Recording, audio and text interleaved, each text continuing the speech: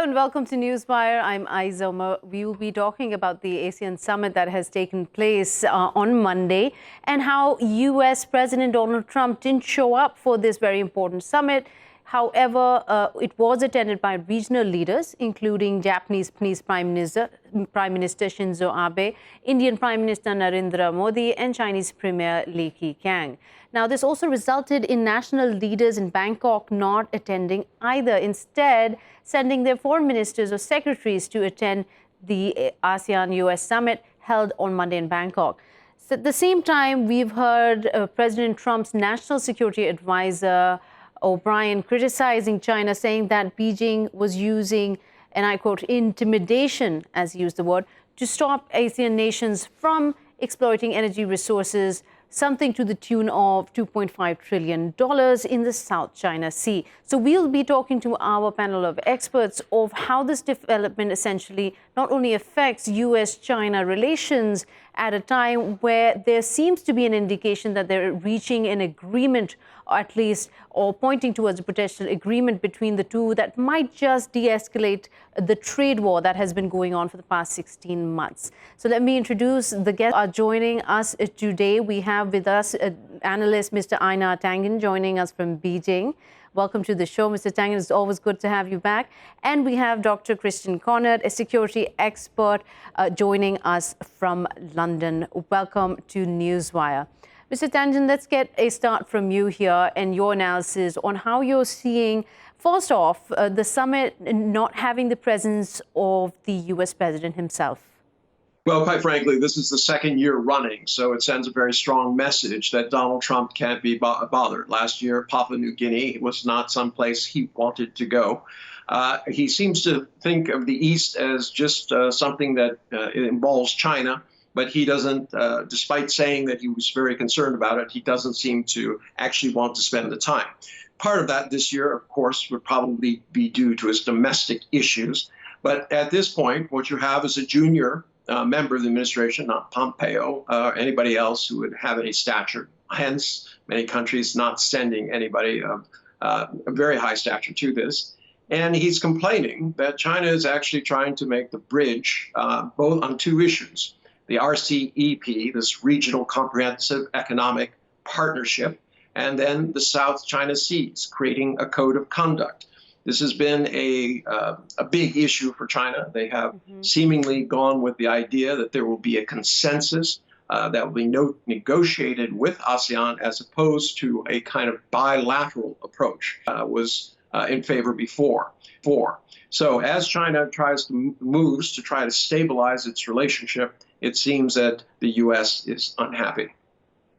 Okay, so Dr. Kaunert, I want to extend this conversation a little, flesh out the possible indications and implications of the U.S. president himself. And as Mr. Tangen pointed out, the second time running did not show up for this meeting. And this comes at a time where, as Mr. Tangen also mentioned, that he is facing an impeachment inquiry from the House Democrats. That's going on. He's also campaigning largely for his presidential campaign for 2020.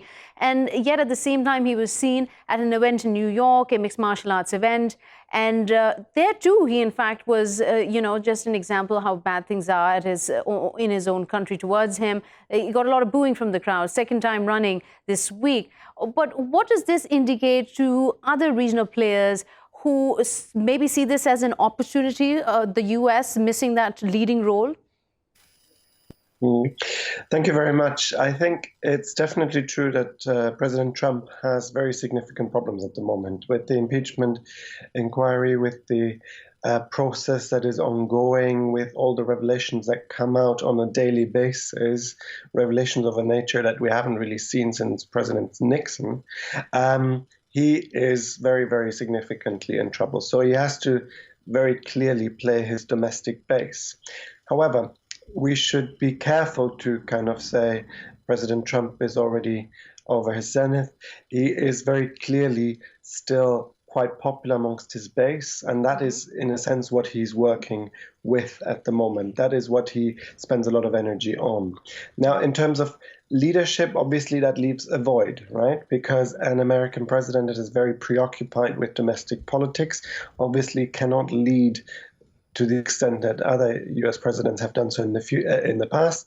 And President Trump is very, very clearly missing in action here. This provides an opportunity for China. This provides an opportunity for India. This provides an opportunity for other regional players to provide that leadership. And in fact, we are seeing that all around the world. We're not just seeing it in Asia. We're seeing it also in the Middle East. I mean, American catastrophic withdrawal in Syria was leading to very significant advances by Russia and by Turkey. So this is a kind of a red thread throughout his foreign policy, that American leadership is missing, and the US president is mainly preoccupied by maintaining his base. And that's, again, a very interesting point. The very fact that the US says that it's committed to the Indo-Pacific policy, Dr. Kaunert, but when like you said, this haphazard withdrawal and then yet not withdrawal from Syria, the abandoning of the Kurds, and then also now the sudden cancelling of year-long peace talk efforts with the Taliban in Afghanistan, and then, of course, not showing up to this summit. It seems that the U.S., when it says it's committed to expanding its relationship with the Indo-Pacific, how do you see it? Well, very clearly what we see at the moment is that we have a lot of infighting within the US government. We have a lot of initiatives, like you're pointing out, with the Taliban that are not actually backed by the majority within the government, but are backed by certain factions within the government, and then disliked intensely by other factions that are then kind of trying to maneuver against those kind of policies. And I think we see that throughout a lot of US policies at the moment, that there isn't a united government as we can see. And as a result of that, we don't have a united American front on all of those initiatives. And as a result of that, it's very unlikely for a lot of those initiatives to succeed. I would imagine that until the presidential elections are over, with or without President Trump, we will see quite turbulent times. All right. And Mr. Tangen, I'll get your thoughts on this, on the Indo-Pacific strategy, how they're committed to it, they want to go forward, then the criticisms that we are hearing on the regional comprehensive economic partnership, the biggest trade deal that has been signed, and India has not been part of it. Yes, talk is cheap. Action is more important. And right now, Donald Trump has, and my colleague is, I think, dancing around the fact that there is no overarching strategy that's being implemented and followed. It seems to be very typical of Trump, something that he thinks on almost a day-by-day basis. Mostly interpreted through the lens of domestic politics, especially when it comes to his reelection. So at this point, you have India and China kind of looking at each other. They had that meeting just a little while ago. I'm quite certain RCEP was high on the agenda, as was the Belt and Road. I don't think that India will be up for the Belt and Road, but the RCEP is a different animal. On one hand, the BJP, RSS, many of his ministers oppose it. They say that's a very small percentage of the trade. Only 6% is involved with the ASEAN. But on the other hand, India can't afford to ignore this emerging trade bloc and be on the sidelines. So I think there will be some negotiations, and at some point there will be some way of bringing them into the fold. It's necessary for them. They are kind of trying to play a line between the U.S. and China, but it's increasingly harder when the U.S. does not show up. Okay, and at the same, I know you mentioned this, that it is the talk is cheap and actions are important. At the same time, the Trump sort of era has seen no cohesive strategy or policy, whether it's foreign policy or military policy across the globe in the past few years. But what we're seeing now, especially how Mr. O'Brien commented that criticizing China and accusing it of being a bully, and at the same time talks about how, you know, they're committed to expanding this relationship, and that the relationship with China and U.S. And the trade agreements are almost complete. What do you make of this, what Washington is calling the great relationship that exists between China and the U.S.? Well, as I said, when you send a junior guy who, you know, most of these people have never met before, I mean, it's kind of odd You're talking about the great relationship, but you're not following through. It's kind of like saying, I want to date you, but listen, I'm going to send my friend over to bring you, a sandwich or something. It just doesn't fit the bill. So at this point, Donald Trump's foreign policy is in tatters. He took a gamble on North Korea. That is not working out well. The Middle East is worse off now than when he came into office, despite all his criticisms of Obama. The Chinese relationship is terrible. His relationship with his former ally, or I shouldn't say former, or current allies in the EU, horrible. Not good with his neighbors, Mexico and Canada. He's in essence alienated everybody. And now he's finally alienated the Israelis, because they had a big stake in what was going on with the Kurds. And this idea that he would toss them under the bus after they lost more than 11,000 troops fighting for our eradication of ISIL when we only lost 8. That speaks volumes.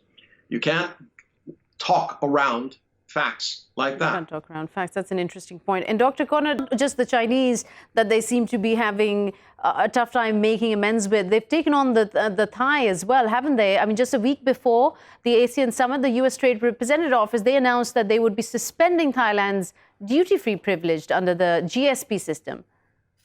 As the previous speaker pointed out, I think the foreign policy is at this point very incoherent. It doesn't seem to follow clear objectives. When it does have objectives, it doesn't actually follow them through. So it is a little bit of a mess. And unfortunately, I don't see it getting better with the kind of election campaign that we're going to see, with the impeachment proceedings. I think, if anything, it's going to get worse over the next couple of months. So there will be a lot of dithering, backwards and forwards movements, and nothing that really adds up to anything substantial. And now that President Donald Trump, he's invited the Southeast Asian leaders to a special summit in the U.S. Early next year. What do you make of that invitation? Does this, I mean, I feel almost bad asking you this. Is it just words, or is this in some way supposed to indicate that something bigger is planned in the coming year by Trump? Yes, I wouldn't be so sure about that. I mean, there's a lot of initiatives like that that are just usually created on the hoof. And then at some point, there's something, photo opportunity, but in substantial terms, we're not really advancing very much. And we've just pointed out all the problems of various places around the world. And I suspect there could be something similar. A nice photo op in the United States with the American president, maybe at the right time, to be sending out a message to the domestic electorate that, I'm an important person and I know how to deal with world leaders, but I wouldn't be too certain that there's something really substantial coming out of it. Okay, and Mr. Tangen, let's think a little more on India's role here. Especially, there seems to be, like you mentioned a little bit of how they are. It seems that they're carefully sort of weighing their relationship, their moves according to the priority they base it on, their relations with the U.S. and their relations with China. How do you see them moving forward, especially at a time they're kind of getting a lot of heat on their policies with Indian-occupied Kashmir also? Yes, well, I mean, Modi is going to have to expend some political capital at this point because, as I said, he cannot afford to have India sidelined when you have an important economic bloc like this. Now, remember, also, India was brought into this Indo-Pacific idea. It's been a word bandied about for quite some time, but it doesn't really have any meaning. But the whole basis of that was that China was an aggressor in the South China Seas and needed to be contained with a code of conduct that is agreed upon by all of these parties. That would undermine that whole idea. China's role in this was supposed to be this kind of a part of this Australia, U.S., India triumvirate to try to block things, China from taking advantage. If that goes away, so does the impetus for keeping clear of the economic side of this. So RCEP is done. So in essence, Xi has taken advantage of the incoherence of Donald Trump's approach in order to do what he thinks is necessary to help move the Chinese economy forward. And that means making a number of compromises in order to get the deals done. Dr. Kaunert, do you see it maybe that the South China Sea problem, where many countries have complained of China's role as an aggressor in these waters. Now, these waters are obviously very rich in natural resources, that this might just have, this current situation with the ASEAN Summit might have just perpetuated the problem instead of coming closer to resolving it. Yes, I mean, in all fairness, this has been an old complaint. I mean, this is not something that is very new. This is a complaint that many of the neighboring countries have made for a number of years. The United States have made that complaint for several years. So this is not particularly new. I think what could be slightly new is the increasing doubt that the countries have that the Americans are really going to help them in case there is something that happens in that region of the world. But in substantive terms, it is as it has been. But I'm not seeing how we're going to resolve that anytime soon either. So, Dr. Tangen, would it be fair to then assess this situation in a way that not only are we seeing the U.S. sort of employ a kind of isolationist policy, not just in the trade area, in affecting global economy as a result, but also militarily, what role it has played as an arbitrator is fast receding? Oh, absolutely. I mean, Donald Trump is an isolationist. As we've all heard, he complains incessantly about the cost of having troops around the world. He wants to bring it back or make countries bear, if not all the burden, at least a substantial part of it. So, the U.S.'s role here is, in essence, diminishing. I can't emphasize enough how the Kurdish situation is affecting the world's belief in the U.S. actually coming to their aid. The willingness to, over one phone call, throw what were loyal allies who have been instrumental in achieving our most important goal, quote, the war on terrorism, unquote, were tossed under the bus on a moment's notice. And then, to add insult to injury, he started saying we really don't know them and things like that. So, a lot of countries can see themselves in that same position. But, on the South China Sea, please, it's necessary to have people understand that this is not all countries versus China. Right. Many of these countries have disputes amongst themselves. So no matter whether China was there or not, there would have to be a code of conduct. There has to be some way in which you can settle these things peacefully. And the WTO and UN are being, in essence, eviscerated by Donald Trump's lack of support. The UN is on life, literally, they're run out of money. And the WTO will, by the end of this year, cease to have an effective resolution system. Right. And what you've out here, Dr. Kaunert, let me just also add to this. While there seems to be, like the South China Sea problem, that there has to be a code of conduct, something that could have been established or at least sort of instigated in the right direction. What we're also seeing is the strengthening of a completely different alliance of the Far East countries, and especially with the Regional Comprehensive Economic Plan. Do you see that maybe right now China might be leading with the kind of trade deals it's establishing, including with Australia, with New Zealand, with Japan, and furthermore? Yes, in fact, that would not be surprising. I mean, it is a hallmark of U.S. foreign policy under Trump. You're withdrawing from the Middle East, Russia moves in. You're withdrawing from Asia, China moves in. So this is not something surprising. So with the United States foreign policy, as it's been pointed out, quite incoherent and isolationist, it is only natural that China would be trying to take on that role and would be able to convince at least a number of countries that it could do this. Whether this necessarily solves the issue, that is another question, and it may not, but it certainly moves into that power vacuum that Donald Trump leaves behind. It does pose a rather concern that if, with these kind of policies that we have seen in the past from Donald Trump, if he's elected again, Dr. Kaunert, what are your biggest concerns about this power vacuum and how foreign policy in general in the world might be shifting in the next few years? Yeah, I mean, if we have another 4 years of Donald Trump, as has been pointed out, our international institutions are continuously undermined. The current global system as we know it is, in a sense, threatened to quite a large extent. And the way big powers like the United States, like Russia, like China, like Europe are going to conduct foreign policy in the future might look very different from what we know from the past. It might be a more aggressive way of conducting foreign policy if those international instruments and international institutions continue to be undermined. And if Donald Trump gets reelected, I would imagine that they will be undermined. All right. And last question to you, Mr. Tangen, forward with the ASEAN Summit and with the kind of policies we're seeing, especially almost in a desperation as the last leg of the presidential campaign gets closer and closer. What are you expecting in terms of the alliance, the very fragile alliance over trade and other measures between the China and the U.S.? Do you have hope for an agreement evolving in the next few days? Well, I think there will be an agreement, but it's more of a truce. Went from a comprehensive understanding that Donald Trump was going to force on China to being a phased approach. And I think we're now at a three-phased approach. Obviously, there is no trust of Donald Trump. They've seen what happened with Mexico. So from the Chinese perspective, they're going to take it very slow. I don't see this as being a solution.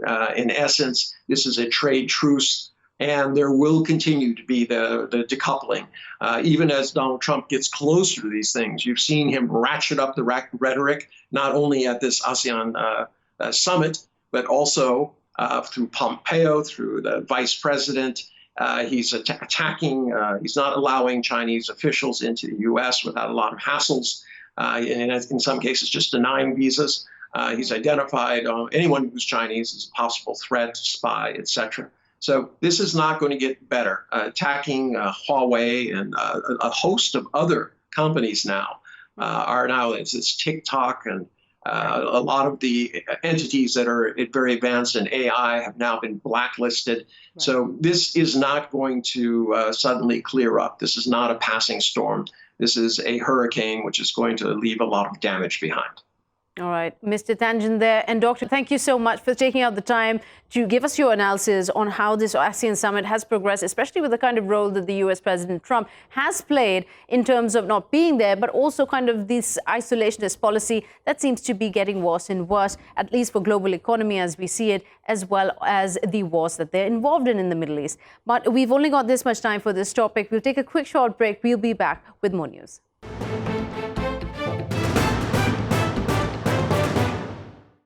Welcome back. You're watching Newswire with me, Ayza Omar. Now, on 23rd of October, we saw the Turkish president and the Russian president come to an agreement in Sochi in Russia, essentially about how they would move forward with northeastern Syria, especially when it came to the disbanding of the SDF, the longtime allies of the U.S. in fighting ISIS.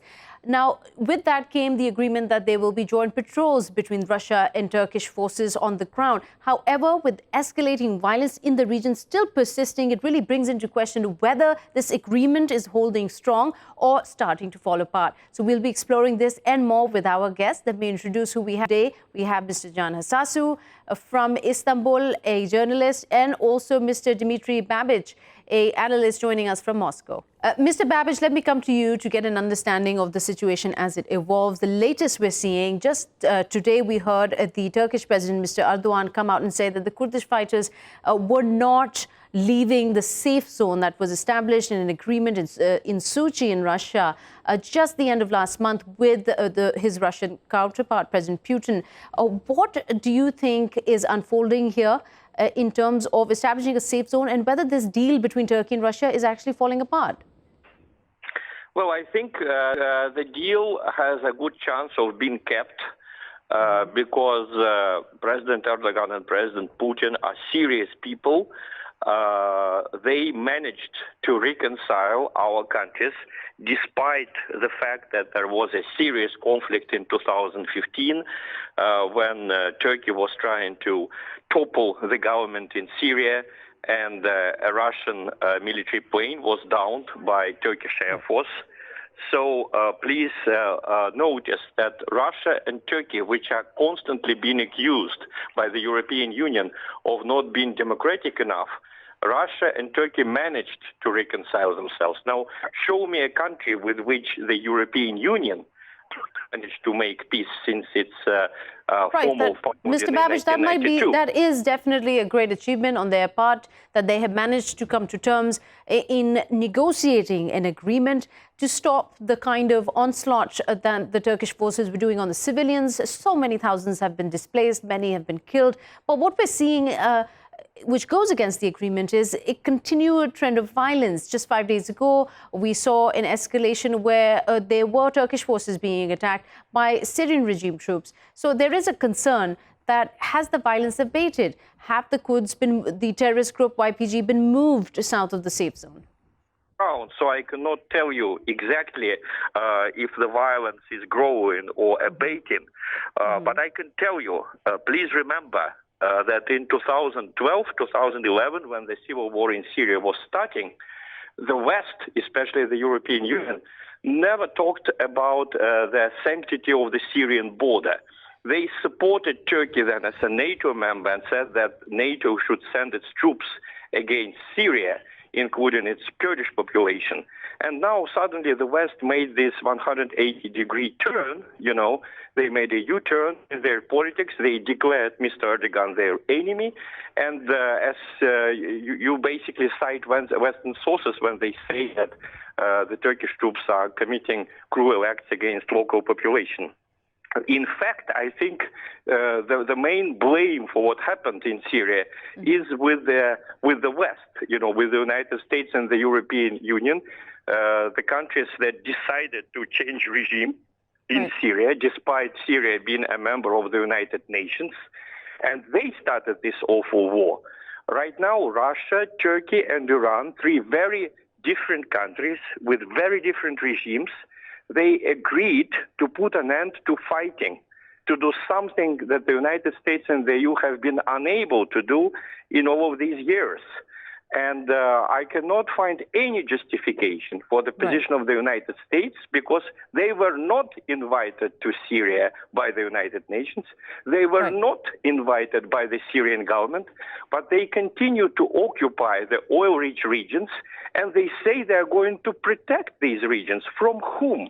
From the Syrian legal government, from the people of Syria. This is pure robbery. Right, Mr. Babich, this is a valid concern, something we've discussed in detail yesterday. Also, we've got Mr. Can Hasasu also on the line here. Hasasu, the concern that the U.S. force is taking a U-turn, remaining to protect oil fields, from whom? The very Syrian government that is been, after this agreement in Sochi between the Turks and the Russians, has re-established, it seems, its control in the northeastern region, including these oil fields. But there is a real concern whether this deal will hold after President Erdogan's statement today that if not only just the Americans but the Russians don't keep part of their promise, part of their deal, this deal is over.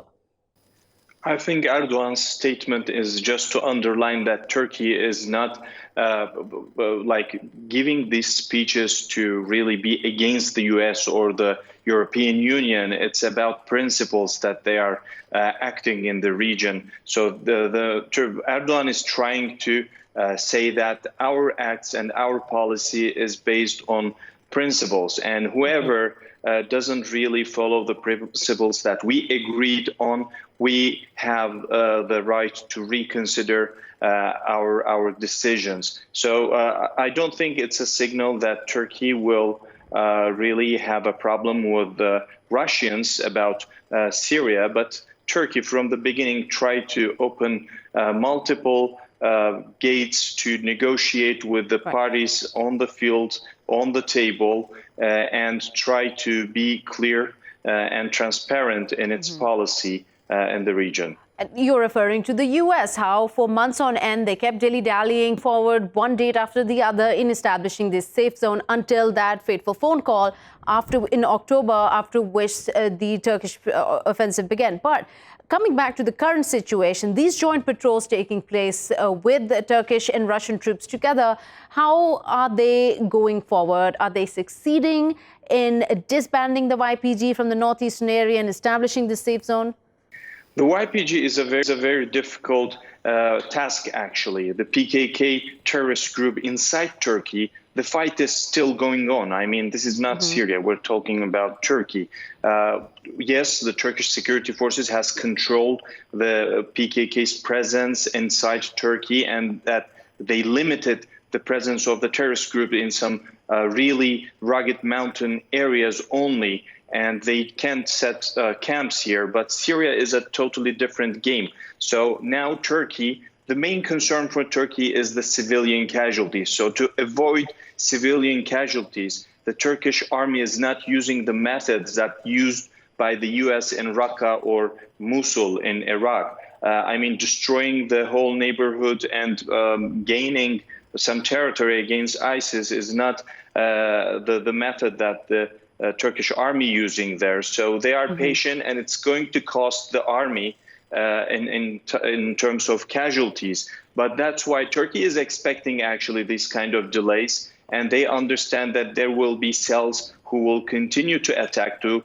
sabotage the agreement between Turkey and Russia, Turkey and the U.S. Right. So they are really ready for these kind of attacks or delays, but it doesn't mean that the operation or the deals are not successful. Okay. It is in the understanding of the Turkish authorities. When they were entering the region, they were expecting such acts, especially when it's when we're talking about PKK and YPG. Absolutely. Well, so, resistance. Right.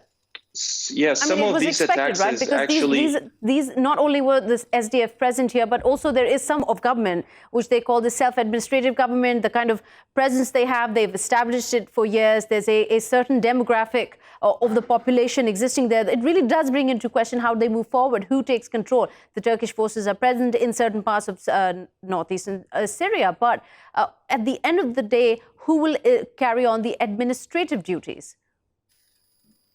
Yeah, in Afrin, we've seen the example of Afrin. Afrin is almost 100% populated by Kurds. Downtown Afrin is almost everyone is Kurdish.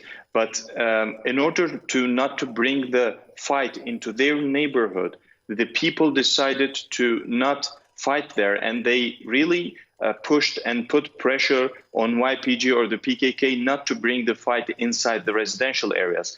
But where we are seeing the attacks happening, especially in the region of the Operation Peace Spring, these areas are mostly Arab-populated areas. And the YPG PKK fighters, they don't mind if the houses or buildings or the infrastructure of these areas are going to be destroyed or not. And they are destroying them by building tunnels, planting IEDs, and attacking the Turkish and the Free Syrian National Army forces in these areas. So this fight is completely different from what happened in Afrin. I think the PKK-YPG group doesn't feel really belong to this area, and they are trying to sabotage as much as they can, and they don't care about the damage that they are causing in the area because they don't belong to this area. Hasasu, to be fair, there's also an argument against the Turkish forces themselves that they are using Islamist forces in drawing them away from Idlib, infighting, taking on the Kurds in this region. It's a very complicated argument. When we say Islamist, what is Islamist? I mean, all of these people are Muslim, and the radicalization of these groups really has a lot of reasons. And it's not really like Daesh-style Islamist groups, but this area has its own sociology. And we can't really, it's a very stereotyping these people and saying Islamist groups. These are Syrian opposition forces, and they have Kurds, they have Arabs, maybe seculars, and fundamental Muslims. But actually describing them as Islamist groups is actually it's an entirely different debate. Sorry, Mr. Hasasu, we don't want to go into that. We're running out of time. I want to get you back on this conversation, Mr. Babich. This idea of having this agreement with Russia. Now, I mean, how does it move forward in the sense that while they're doing joint patrols, establishing the safe zone, what will be the next steps in terms of who would administer the area? What would happen to the Kurdish population? When would Turkish forces then withdraw? Well, Russia does not pretend to have a clue for all the problems, to resolve all the problems. What we want is we want Syrians to elect their government. There is a constitutional commission working in Geneva, and we very much welcome the progress of this constitutional commission. We want Turkey to feel secure, so if Turkey needs a security zone in the north of Syria to protect it from terrorist acts that we know do happen. We remember 2015 when Turkey suffered a terrible, terrible series of terrorist acts on its territory. So Russia is ready to help. But Russia is not ready to administer these territories, to teach the population there democracy.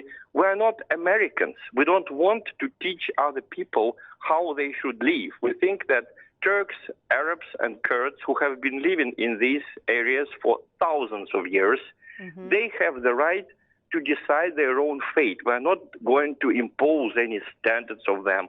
We're not going to require them to have certain procedures that they never had, So the immediate aim is to stop the bloodshed, to stop the civil war in Syria, to liquidate the terrorist enclave in Idlib.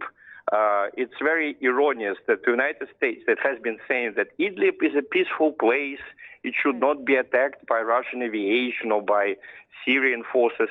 Now Mr. al-Baghdadi somehow cracked up to be living in Idlib. He lived in Idlib before he was destroyed by the U.S. Special Forces. So Idlib is not as peaceful as we have been hearing.